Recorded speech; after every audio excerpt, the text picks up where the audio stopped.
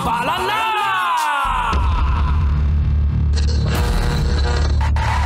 Ang tambalang kumikinang. Coliala and Diego Bandido.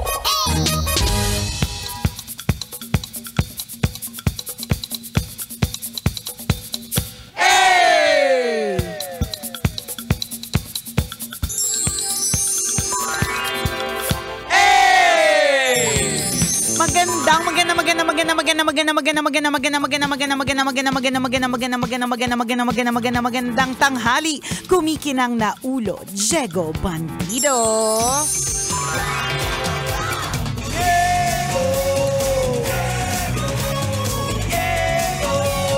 So, Diego, go! Magandang tanghali, kumikinang ina!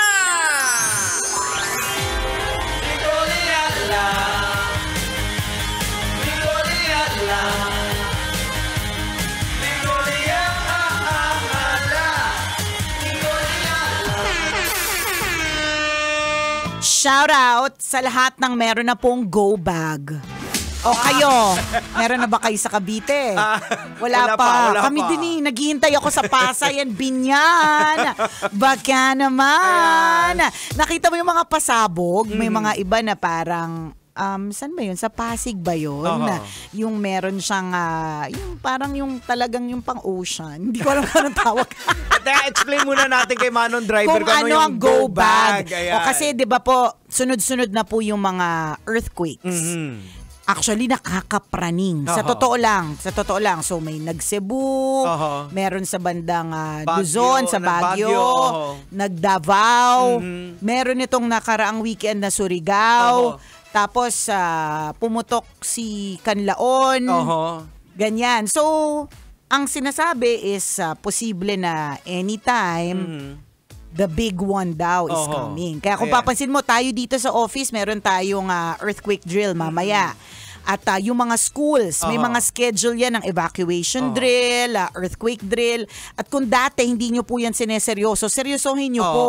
Kasi pag dumating na talaga yung panahon ng emergency, dapat alam nyo kung saan kayo pupunta. Tama. At yung go bag, ito kasing go bag na ito, hindi ko rin to alam dati. Kaya lang, required kasi siya sa school ng anak ko eh.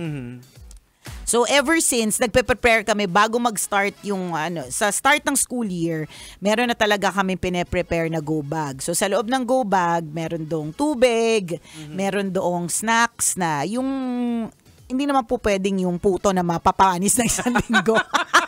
Yung mga crackers, tapos yung extra clothes, pito, yun po yung mga laman nun. Ayan. So, may gamot, kung ano man, yung mga tipong kapag ka nagkaroon ng emergency, bumagsak yung building, natrap ka sa ilalim, may hawak kang bag, mabubuhay ka ng mga ilan pang araw habang di ka nakukuha. At least 1 week. Oo, correct. Kasi may tubig ka, o kaya paano nila maririnig or malalaman na may tao sa ilalim ng mga nahulog na yero na to, pipito ka. Although, alam mo, sa totoo lang, di ko rin talaga siya magets kung una, paano ko bubuksan yung go bag kung nakaipit na yung kamay ko, di ba? yun yung mga overthinking ko kasi ini-imagine ko yung mga, kunyari nasa ilalim ka na ng, nahulugan ka ng isang bloke ng, kunyari, semento, tapos, yung go bag mo nasa, kunyari, paanan mo, paano mo kukunin yung pito? Alam mo yun, mga imagination ko talaga. Pero, ibig sabihin, basta may ganyan. Emergency at least kit. meron. Oo, yun. Go bag. As in, when you go, or or it's an emergency bag. So ngayon, yung mga ibang mga LGU, naglabas na kasi sila ng mga go bag na pinapamigay nila. So may mga pasabog. Yung mga iba parang, yun nga, yung binibenta, mahal yun eh. Hindi ako bumibili nun kasi mahal yun. Yung parang, siya, sa Pasig yata, yun eh. Yung parang pwedeng lumutang sa tubig. Ayun, yung parang pag... parang basta yung ganon. Yun yung, parang inflatable siya na siyang, oo, yung itsura niya, ganon. Tapos, kompleto dun sa loob. Tapos, I think yung Manila naglabas na parang, para siyang attache case yung datingan. So, sabi ko, ay, tara yung mga LG, yung pasabog. And, para sa akin, walang masama. Magpasiklaban kayo ng go bag kasi tama. Para sa taong bayan. Correct. Yan. For safety din for naman safety ng lahat, 'di ba? So, wala lang. Kaya yun yung tanong ko. May go bag na ba ang lahat? Ngayon, kung halimbawa, parang tingin mo sa datingan ng LGU ninyo, parang matatagalan, di ba? Kasi aminin na natin, may mga ganon, di ba? Nagbago na din talaga yung panahon kasi sa panahon natin, iba yung go bag natin. Di ba naka-uniform ka na na estudyante papasok. Tapos may pang civilian ka. Yun lang. Yun lang yung go bag namin kasi lalayas kami. Go sa mall. Kailangan hindi makita naka-uniform, di ba? So, iba na yung ibig sabihin ng go bag. Yan, ngayon. iba na. Iba na.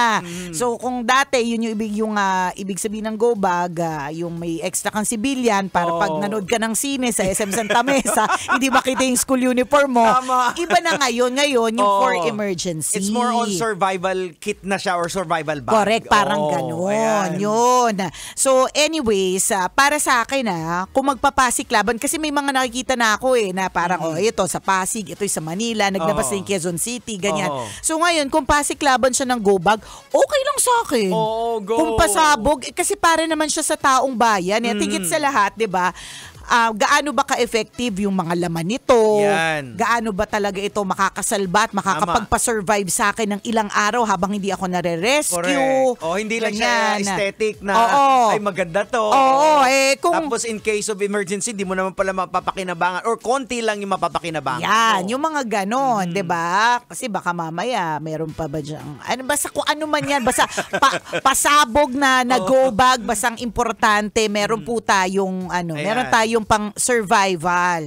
Kung hindi man natin na iasa sa ating pamahalaan, at least tayo. Correct. Ayan, yung mga basic. Yan yung sinasabi ko na kung tingin mo yung LGU mo, kasi alam mo, medyo magigauge mo na yan nung nung pandemic Sino ba yung meron talagang naibigay para sa anong, diba? So kung sa lugar mo, parang alam mong medyo nauna na sila kaysa sa taong bayan, ikaw na mismo sa sarili mo, mag-prepare ka na. Alam nyo, ang maganda din sa isa sa mga naidudulot na maganda ngayon, ito yung mga nangyayari na korupsyon sa ating pamahalaan, mas magiging takot na ang mga nasa gobyerno. Kaya lakasan nyo lang yung boses nyo na manawagan na baka, Mayor, baka naman.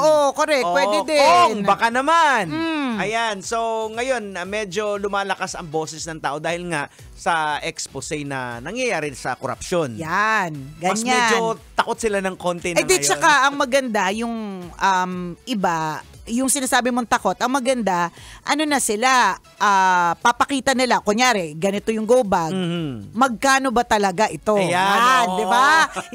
hindi na yung maraming patong-patong, magkano yung cost, yung kickback, wala na masyado yan, di ba? Hopefully, di ba? Pero alam mo, bukod dito, ang talagang sanang patuloy natin ipagdasal, wag mangyari yung mga naiisip nating mga earthquakes. Pero eto may mga nakausap ako wait lang. Wait lang. Yung mga nakausap mo ba, lasing o hindi? Medyo matino naman. Ano daw? Importante po ito mga kabisyo na may mga tao na apektuhan psychologically sa mga nangyayari. Hindi makatulog, nag-trigger ng anxiety. Yan, natataranta. Kasi baka may nakausap lang biglang, hala, nasa Manila ako, paano biglang gumuho yung building? Hindi siya makatulog. May ganun. Dahil sa mga iniisip na ganun. Correct. So, naapektuhan yung mental state dahil sa mga kaganapan, yung korupsyon, lahat-lahat. Makakita nga lang daw siya na nadadaanan na tao sa gilid na nagtitinda na, ay kawawa nalulungkot. Naman. Correct. Alam mo, totoo, may extra kurot sa puso ko ngayon, yung mga nasa gilid. Yung mga parang, yung mga nakikita natin na usuals naman, pero parang may extrang kurot sila. Pero para hindi ka naman masyado magpanik, nakausap ko naman yung mga kaibigan kong mga scientists. Anong sabi ng mga kaibigan mong scientists? Hindi naman daw connected yung mga nangyaring mga paglindol. So hindi yung paglindol sa Cebu, hindi siya connected sa Davao, hindi siya connected dito sa Manila. Iba-iba yung paggalaw, may mga tinatawag sila na paggalaw ng trench na Manila Trench, meron din Philippine Trench at magkaiba din yun. Magkaiba din ang epekto. Kumbaga sa geometry, hindi sila perpendicular lines. Yan. Parallel lines sila. So walang kinalaman hindi yung sila, mga pangyaring paglindol. Hindi sila connect. Kumbaga parang north and south talaga sila, east and west. Yun yung sabi. So nagkataon lang talaga. Na nagsunod-sunod. Pero alam mo, meron din ako nakausap na scientist. So sino kaya sa mga scientists? Yung paniniwalaan natin. Sino po paniniwalaan nyo? Yung scientist na kaibigan ni Diego Bandido o yung scientist na friendship ko? Ang scientist na kaibigan ko, saan siya nagtatrabaho? DOST mismo sa government. Ayan. Ang scientist na kausap ko, taga NASA. Nasaan? Nasa inuman. Sabi naman ng isang kakilala ko na expert din. Kaya lang, mga kabisyo tandaan po ninyo, si Diego Bandido at si Nicole Ayala ay mga entertainer. Tama. Kami po ay nasa FM. Yan. Wala po kami sa AM. So, nasa sa inyo na po yan kung maniniwala kayo o hindi. Ang sabi niyo naman, ang mundo ay imaginein mo, parang gelatin. So, 'di ba? Imagine gelatin sa isang plato. Na kapag ginalaw mo yung isang parte, gagalaw ang lahat ng parte. Kasi nga daw, konektado ang lahat. So, yun ang tanong. Sinong paniniwalaan ninyo? Yung scientist na kakilala ni Diego o yung scientist na kakilala ni Nicole? Ayan. In theory naman talaga, posible yung ganyan Actually, parehas naman tama Posibleng hindi sila talaga connected kasi magkaibang lugar, magkaibang trench, magkaibang fault line. Or posible din naman talaga ang kantang, ang lahat ng bagay ay magkaugnay. Magkaugnay ang lahat. Magkaiba lang yung POV ng mga scientist na mga tropa namin. Alam mo naman yung mga tinotropa namin, hindi lang po yung mga nanggigilit ng leeg. At nanggigilit ng bag. Correct. At nagsasaksak ng tagiliran, di ba? May mga scientist yung din. Yung POV ng scientist na kaibigan ni Nicole, which totoo naman na connected din naman in general Ito namang POV ng scientist na kilala ko, doon lang sila sa pinag-aralan sa galaw ng lupa. Para po magbe-base sa lupa. Basic sila doon sa Tsaka may ibang klase ng, parang yung sa Cebu, parang pa-up down siya, tas sa Davao, pa-left-right, o di ba? Nagalaw ng loop. Pa-up down at saka may pa-left-right. Yung Philippine Trench na yung galing sa China, gumagalaw yung lupa. Iba naman yung Manila Trench na dito naman sa atin. Lumalalim yung lupa. Sa madaling salita, mga kabisyo, magulo kami ni Diego. Hindi kami nakakatulong. Mag-research po kayo. Yung pasensya na kayo sa mga kaibigan namin scientists. Nakakaloka. So, ang mahalaga po, mga kabisyo, mahalaga is yung go bag. Yung go bag. Yun naman, balik tayo doon. Kasi mas kapanipaniwala yun Hindi, tsaka alam mo kung ba't magulo. So, ang anak mo ay walang pasok today. Wala, di ba? So, unang naglabas yung DepEd ng announcement na yung mga public schools ay walang face-to-face online class because it's health break. Pero kanina, meron ako narinig na interview na hindi naman daw dahil sa health break, kundi dahil sa ang bawat institution ay nagpe-prepare for a possible earthquake. So ano ba talaga? Sino yun?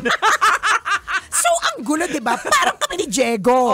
Yung scientist na friend niya, sabi, hindi connected. Yung scientist na friend ko, sabi, connected lahat. So, ang mahalaga po, mga kabisyo, because may mga, in other words, kaya ako to sinasabi, may mga iba-iba po talaga tayong nababasa. Iba-ibang POV. So, ang mahalaga po, dahil nasa mundo tayo ng social media, where there is information overload, mag-research at mag-research. Tama. Magbasa ng mga legit na mga sites, maniwala sa mga legit na interview. Correct. Siguraduhin hindi po ito AI. Kasi minsan may mga gumagawa ng mga AI videos for the purpose of manakot lang. Tama. For the purpose of gumawa ng ingay. Pero sa totoo lang, fake news. So double check, triple check, mga kabisyo. Kaya nga meron kaming disclaimer ni Diego. Pwede kayo maniwala, pwedeng hindi. Basta go bag doon na lang tayo. Go bag! Oras natin, 12:39. Ako pong kumikinang na ulo, Diego Bandido. At akong kumikinang ina mo, Nicole Ayala. Kailangan pa bang i-memorize yan? Basic!